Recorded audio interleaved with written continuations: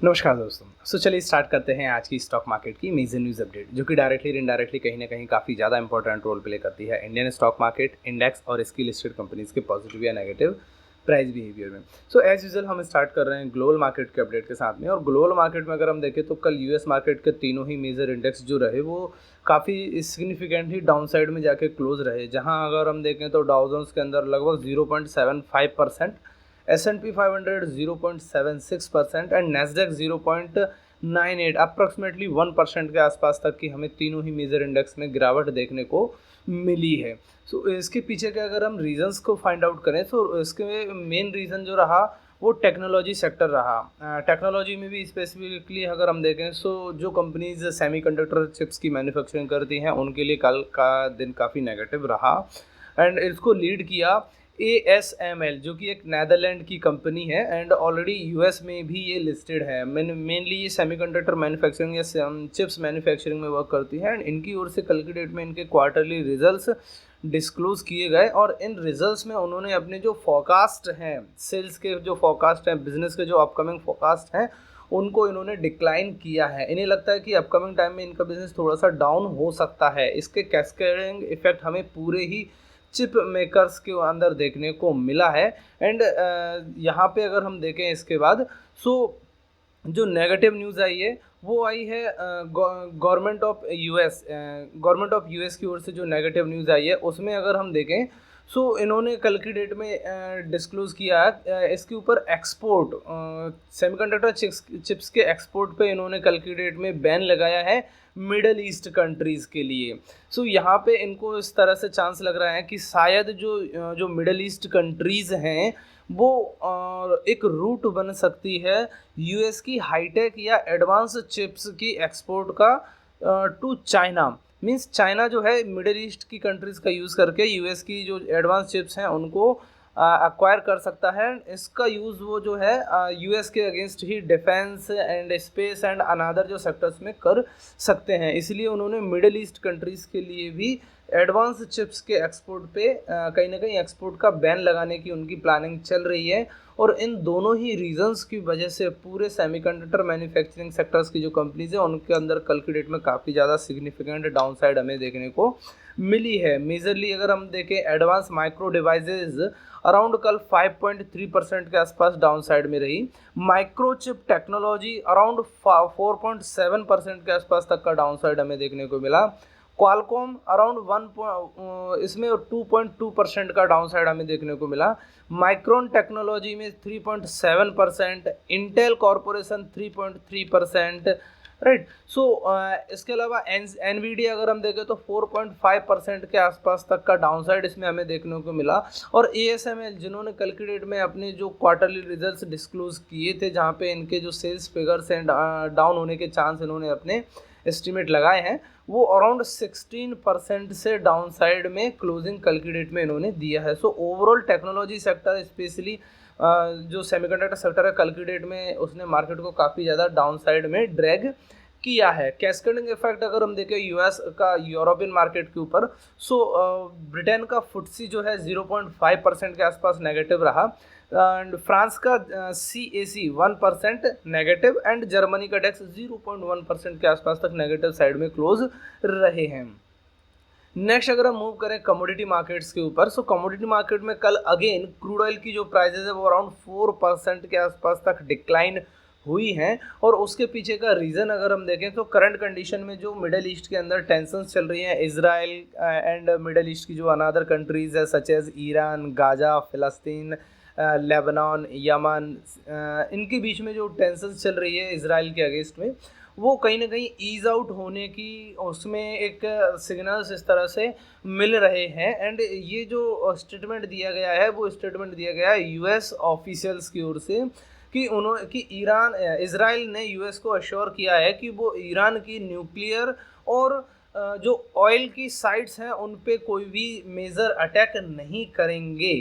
इससे चांसेस ये लगे हैं कि जो ईरान की जो क्रूड ऑयल की सप्लाईज हैं वो मार्केट में बनी रहेंगी। एंड सप्लाईज अगर नॉर्मल बनी रहती हैं वो क्रूड ऑयल की प्राइसेस के लिए अगेन एक नेगेटिव सिग्नल है। सो इस वजह से अगर हम देखें तो कल क्रूड ऑयल की प्राइसेस में लगभग 4% के आसपास तक का डाउनसाइड हमें देखने को मिला है। अगर इंडियन पर्सपेक्टिव से हम अगर देखें क्रूड ऑयल की प्राइसेस का डाउनसाइड होना हमारे लिए एक तरह से पॉजिटिव है। नेक्स्ट न्यूज़ अपडेट की अगर हम बात करें सो वो आ रही है इंडियन इकोनॉमी से। एयर पैसेंजर ट्रैफिक का डेटा सितंबर मंथ का कल की डेट में रिलीज किया गया है एंड यहाँ पे अगर हम देखें सो डोमेस्टिक एयर पैसेंजर जो ट्रैफिक है वो अराउंड 6% से इंक्रीज हुआ है ईयर ऑन ईयर बेसिस पे। सो ये एयर पैसेंजर कंपनीज के लिए such as IndiGo, SpiceJet, Air India, Akasa and another companies जो कि एयर पैसेंजर सेक्टर में वर्क करती हैं या एयरलाइंस कंपनीज है प्लस जो कार्गो कंपनीज है, दोनों के ही लिए एक तरह से काफ़ी ज़्यादा पॉजिटिव है कि उनका जो बिजनेस है एक अच्छे पेस पे बढ़ रहा है और आगे आने वाले टाइम में due to festive seasons again ये जो ट्रैवलिंग है डोमेस्टिक लेवल पे वो इंक्रीज होने वाली है। सो इन कंपनीज के लिए एक तरह से ये पॉजिटिव है, इनके लिए हम फोकस कर सकते हैं इन्हें। नेक्स्ट न्यूज़ अपडेट जो आ रही है वो आ रही है इंडियन रेटिंग एजेंसी फर्म इकरा की ओर से। इकरा ने कल की डेट में फोरकास्ट लगाया है कि जो रूम एयर कंडीशनर इंडस्ट्री है वो अराउंड 20 to 25% तक की ग्रोथ इनके बिजनेसेस में हमें देखने को मिल सकती है FY25 के अंदर। सो इनकी कंपनीज के लिए, इन जो कंपनियां एयर कंडीशनिंग सेक्टर में वर्क करती है सच एज वोल्टास हुआ, इसके अलावा जो अनादर कंपनीज हैं उनके लिए एक तरह से ये काफ़ी ज़्यादा पॉजिटिव है कि इनका बिजनेस एक अच्छे पेस पे अराउंड 20 to 25% की ग्रोथ देखना इंडस्ट्रीज में एक मतलब अनएक्सपेक्टेबल होता है। सो इनके लिए एक तरह से ये काफ़ी ज़्यादा पॉजिटिव है। नेक्स्ट न्यूज़ अपडेट की बात जो अगर हम करें सो वो आ रही है रियल एस्टेट कंपनीज के लिए। जो एक प्राइवेट कंपनी है मैजिक ब्रिक्स जो कि home renting and home buyers के लिए सॉल्यूशंस या एक तरह से मिडल मैन का वर्क प्रोवाइड करती है। सो मैजिक ब्रिक्स की ओर से कल की डेट में एक स्टेटमेंट दिया गया कि जो दिल्ली NCR या जो मेट्रोपॉलिटन रीजन्स हैं इंडिया के अंदर वहाँ पे होम बायर्स के जो सेंटीमेंट्स हैं, उनके पास जो न्यू होम्स की इंक्वायरीज आ रही हैं वो काफ़ी ज़्यादा रोबस्ट है। सो अपकमिंग टाइम में due to festival seasons again homes की ये जो डिमांड है वो बढ़ सकती है, प्लस इनका जो बिजनेसेस है रिटेल रियल एस्टेट कंपनीज का ये भी आने वाले टाइम में बढ़ सकता है। सो उनके लिए एक तरह से ये काफ़ी ज़्यादा पॉजिटिव है। नेक्स्ट न्यूज़ अपडेट की अगर हम बात करें सो वो आ रही है टाटा ग्रुप की कंपनी टाटा मोटर्स की ओर से। टाटा मोटर्स की subsidiary company land rover, Jaguar and land rover की जो रिटेल सेल्स है वो अराउंड 36% से इंक्रीज हुई है अप्रैल टू सितंबर क्वार्टर के अप्रैल टू सितंबर पीरियड में against year on year basis पे। सो ये Tata Motors as well as Jaguar Land Rover दोनों के लिए ही एक तरह से काफ़ी ज़्यादा पॉजिटिव है। अप्रैल टू सितंबर अगर हम देखें सो ये जो तिमाही कंप्लीट हुई है इसमें काफ़ी अच्छी ग्रोथ इसमें देखने को मिली है इनके बिजनेस में और इनके लिए एक तरह से काफ़ी ज़्यादा पॉजिटिव है। नेक्स्ट न्यूज़ अपडेट की अगर हम बात करें सो वो आ रही है PNC इंफ्राटेक के लिए। PNC इंफ्राटेक को गवर्नमेंट महाराष्ट्र के अंदर अराउंड 4630 करोड़ के न्यू प्रोजेक्ट्स जो है अवार्ड किए गए हैं। सो इनके लिए एक तरह से ये काफ़ी ज़्यादा पॉजिटिव है इनके बिजनेस के पर्सपेक्टिव से अगर हम देखें तो। नेक्स्ट न्यूज़ अपडेट की अगर हम बात करें सो वो आ रही है क्वार्टरली रिजल्ट सेशन को लेके।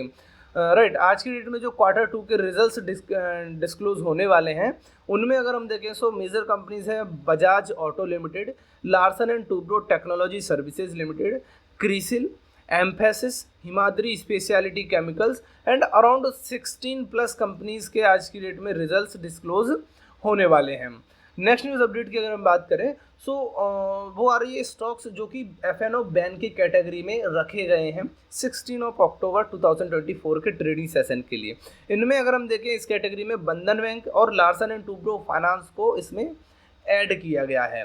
इसके अलावा अगर हम देखें कल की डेट में जो इस कैटेगरी में इंक्लूड किए गए थे उनमें Chambal Fertilisers, GNFC, Granules India, Hind Copper, IDFC First Bank, Indian Energy Exchange, Manappuram Finance, Nalco, National Aluminium Company Limited, PNB, Punjab National Bank, RVL Bank, Steel Authority of India Limited, Tata Chemicals, इन सभी कंपनी को इसमें रिटेन किया गया है, मेंटेन किया गया है। मींस इन सभी कंपनीज के शेयर्स में हम आज की डेट में फ्यूचर एंड ऑप्शंस कॉन्ट्रैक्ट के अंदर कोई भी न्यू एंट्री या फ्रेश एंट्री नहीं बना सकते हैं। सो फ्रेंड्स, यही थी आज की मेजर न्यूज़ अपडेट। चलिए मिलते हैं नेक्स्ट न्यूज़ सेशन के साथ, तब तक के लिए थैंक यू वेरी मच।